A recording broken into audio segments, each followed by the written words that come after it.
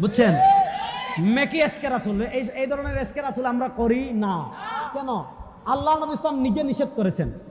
মনোযোগ, আল্লাহ নবী সাল্লাল্লাহু আলাইহি ওয়াসাল্লাম আমাদেরকে নিজে নিষেধ করে গিয়েছেন, লা তাত্তাখিযু ইয়াওমান ঈদা ওয়ালা তাত্তাখিযু শাহরান ঈদা।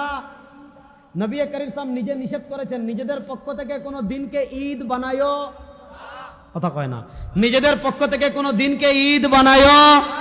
করিম সাল্লাল্লাহু আলাইহি ওয়াসাল্লাম মুসান্নাফে আব্দুর রাজ্জাকে হাদিস আসছে, আল্লাহ নবী সাল্লাল্লাহু আলাইহি ওয়াসাল্লাম আমাদেরকে এই অথরিটি দেন নাই। বুঝেন, কোন দিন ঈদ হবে কোন দিন ঈদ হবে না এটা নির্ধারণ করার অথরিটি নবী করিম সাল্লাল্লাহু আলাইহি ওয়াসাল্লাম আমাদেরকে দেন নাই। কোন দিন ঈদ হবে, যেমন আজকে কি ঈদ? বড় আস্তে কইলেন, আজকে যেই দিন গেছে এটা কি ঈদের দিন? গতকাল কি ঈদ ছিল? এর আগের দিন কি ঈদ ছিল? আগামীকাল কি ঈদ? কোন দিন ঈদ হবে কোন দিন ঈদ হবে না এটা নির্ধারণ করার অথরিটি নবী আমাদেরকে দেন নাই। রাসূলুল্লাহ সাল্লাল্লাহু আলাইহি ওয়াসাল্লাম উল্টা আমাদেরকে নিষেধ করেছেন। মুসান্নাফে আব্দুর রাজ্জাক হাদিস আসছে, আল্লাহ নবী সাল্লাল্লাহু আলাইহি ওয়াসাল্লাম বলেন, লা তাত্তাখিযু শাহরান ঈদা ওয়ালা তাত্তাখিযু ইয়াওমান ঈদা। নিজেদের পক্ষ থেকে কোনো মাসকে ঈদ বানায়ো না, নিজেদের পক্ষ থেকে কোনো দিনকেও ঈদ বানায়ো। এবার বলেন 12 রবিউল আউয়াল ঈদ নবী বানিয়েছেন। আল্লাহ নবী ইসলাম তার জীবনে একবার ঈদ 12 রবিউল আউয়াল ঈদ পালন করেছেন।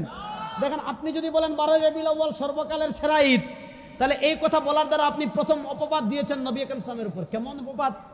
ইমাম তাবারানী হাদিস এনেছেন, মা বাকিয়া শাইউন ইউকাররিবু ইলাল জান্নাহ ওয়া ইউবাঈদ মিনান নার ইল্লা কাদ বুইনা লাকুম। নবী করিম ইসলাম বলেন, যে আমল তোমাকে জান্নাতের নিকটবর্তী নিয়ে যাবে আর তোমাকে জাহান্নাম থেকে দূরে নিয়ে যাবে সব আমি বলে দিয়েছি। নবী বলেন, আমি সব বলে দিয়েছি।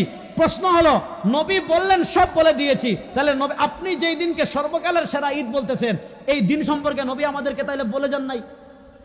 শিয়াদের আকীদা হইল তাদের ইমাম কোরআন শরীফ মোট 33 পারা। বুঝেন, শিয়াদের আকীদা কোরআন শরীফ 33 পারা, 30 পারা নবী মুহাম্মদ সাল্লাল্লাহু আলাইহি ওয়াসাল্লাম নিয়ে আসছেন।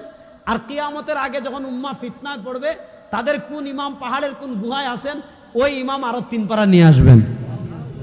ওই শিয়ারা বলে কোরআন অপূর্ণ।